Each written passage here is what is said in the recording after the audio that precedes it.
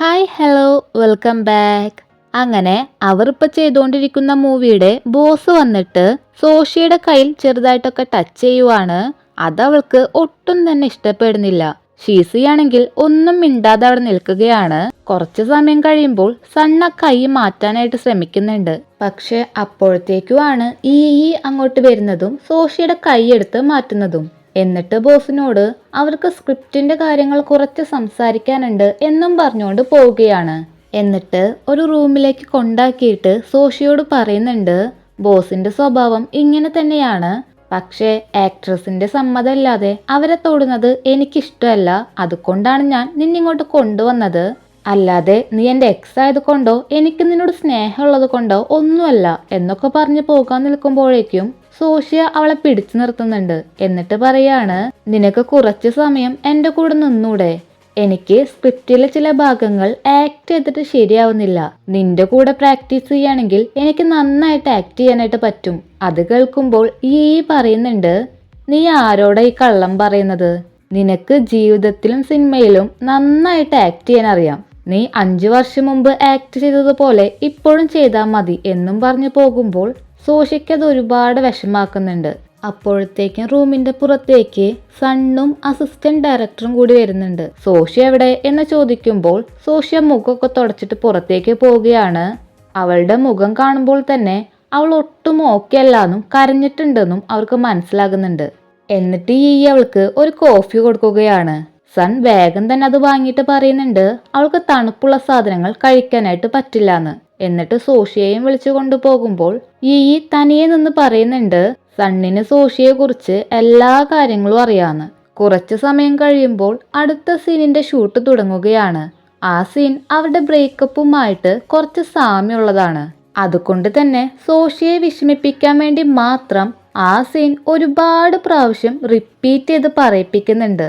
അവസാനം സോഷ്യ കരഞ്ഞിട്ടാണ് അവിടെ നിന്നും പോകുന്നത്. ഷൂട്ടിംഗ് കഴിയുമ്പോൾ പോയിട്ട് അസിസ്റ്റന്റ് ഡയറക്ടറിനോട് ചോദിക്കുകയാണ് ഷീസിയും ബാക്കി എല്ലാവരും എവിടെയാ പോയെന്ന്. അവൻ പറയുന്നുണ്ട് ബോസ് വന്നിട്ടുണ്ടായിരുന്നു, അതുകൊണ്ട് തന്നെ എല്ലാവരും കൂടി ഡ്രിങ്ക് ചെയ്യാനായിട്ട് പോയേക്കുവാന്ന്. അത് കേൾക്കുമ്പോൾ ചെറുതായിട്ടൊന്ന് ഷോക്കാവുന്നുണ്ട്.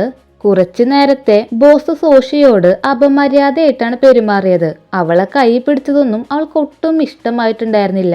ഇനിയും ബോസ് എന്തെങ്കിലുമൊക്കെ ചെയ്യോ എന്ന് വിചാരിച്ചുകൊണ്ട് അവൾ വേഗം പോവാണ്.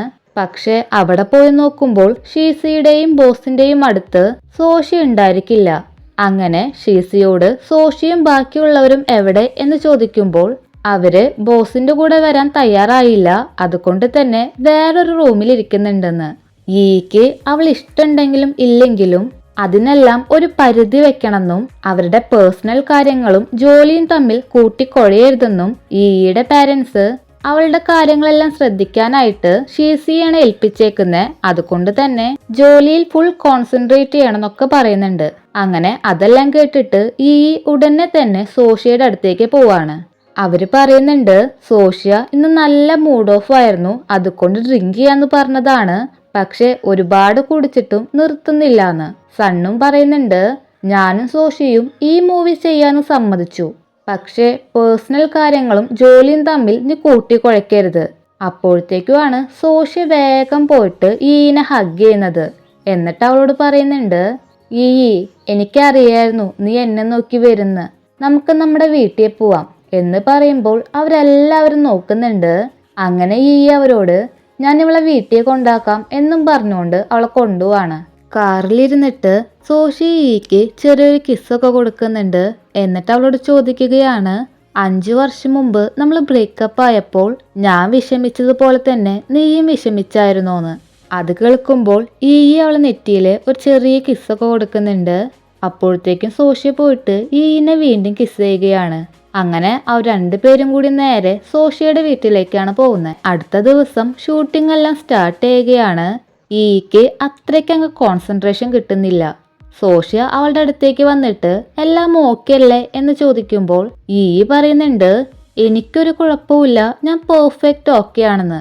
അത് കേൾക്കുമ്പോൾ സോഷ്യ പറയാണ് ഞാൻ നിന്റെ കാര്യമല്ല ചോദിച്ചത്, എന്റെ ആക്ടിങ്ങിനെ കുറിച്ചാ.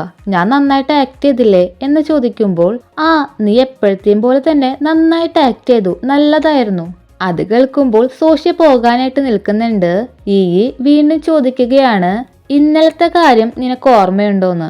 സോഷ്യ പറയുന്നുണ്ട്, ഇന്നലെ ഞാനേ നന്നായിട്ട് ഡ്രിങ്ക് ചെയ്തിട്ടുണ്ടായിരുന്നു. നീയല്ലേ എന്നെ വീട്ടിലേക്ക് കൊണ്ടാക്കിയത്, ഞാൻ നിനക്ക് ഒരു കോഫിയൊക്കെ വാങ്ങിത്തരാം എന്നും പറഞ്ഞു പോകുമ്പോൾ ഈക്ക് തോന്നുവാണ് സോഷ്യക്ക് ഇന്നലെ നടന്നതൊന്നും ഓർമ്മയില്ലാന്ന്. പക്ഷെ ഈയുടെ കഴുത്തിലെ ഒരു ചെറിയ അടയാളമുണ്ട്. മേക്കപ്പ് ആർട്ടിസ്റ്റ് ചോദിക്കുന്നുണ്ട്, ഇത് കൊതുക് കടിച്ചതാണോന്ന്. ഈ അതേന്നൊക്കെ പറയുകയാണ്. അങ്ങനെ മേക്കപ്പ് ആർട്ടിസ്റ്റ് ബാക്കിയുള്ളവരോടൊക്കെ പറയുന്നുണ്ട്, ഡയറക്ടറിന്റെ കഴുത്തിൽ ആരോ കടിച്ച പാടൊക്കെ ഉണ്ടായിരുന്നു, അതാരാണെന്ന് നമുക്ക് ഊഹിക്കാലോ എന്നൊക്കെ. അപ്പോഴത്തേക്കുമാണ് ഈ അങ്ങോട്ട് വരുന്നത്. കുറച്ച് സമയം കഴിയുമ്പോഴേക്കും സോഷ്യ അങ്ങോട്ട് വരുന്നുണ്ട്. സോഷ്യയെ കാണുമ്പോൾ തന്നെ ബാക്കി എല്ലാവരും അവരുടെ കഴിച്ചു കഴിഞ്ഞു എന്നും പറഞ്ഞുകൊണ്ട് പോവുകയാണ്. അവരുടെ സ്വർഗത്തിലെ വെറുതെ കട്ടുറുമ്പുകളാവണ്ടല്ലോ. എന്നിട്ട് സോഷ്യ ഈനോട് ചോദിക്കുകയാണ്, ഏത് കൊതുകാണ് അവളെ കടിച്ചതെന്ന്. ആ സമയം ഈക്ക് മനസ്സിലാകുന്നുണ്ട് സോഷ്യ ഒന്നും മറന്നിട്ടില്ല, ഇന്നലത്തെ കാര്യമൊക്കെ അവൾക്ക് ഓർമ്മയുണ്ടെന്ന്. സോഷ്യ വീണ്ടും ഈനെ നോക്കി പറയുന്നുണ്ട്, ഇന്നലത്തെ കാര്യങ്ങൾ ഞാൻ മറക്കണമെന്ന് നീ ആഗ്രഹിക്കുന്നുണ്ടോന്ന്. അങ്ങനെ അവര് വീണ്ടും ക്ലോസ് ആയി പോകുമോ എന്ന് പേടിച്ചുകൊണ്ട് തന്നെ ഈ വേഗം എഴുന്നേറ്റ് പോവാണ്. സോഷ്യക്ക് മനസ്സിലാകുന്നുണ്ട് അവൾ ഒന്നുകൂടെ കഷ്ടപ്പെടുകയാണെങ്കിൽ ഈ അവളെ പഴയതുപോലെ തന്നെ ഇഷ്ടപ്പെടുന്നു. ഈ സമയം ഈ അവിടെ ഒറ്റയ്ക്ക് നിന്ന് സംസാരിക്കുകയാണ്.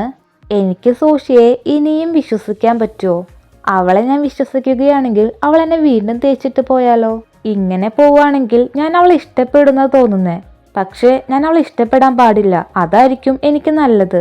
ഞാൻ ശരിക്കും എന്താ ചെയ്യണ്ടേ? അവളെ വിശ്വസിക്കണോ വേണ്ടേ എന്നൊക്കെ സ്വയം പറയുമ്പോൾ അതെല്ലാം സൺ കേൾക്കുന്നുണ്ട്.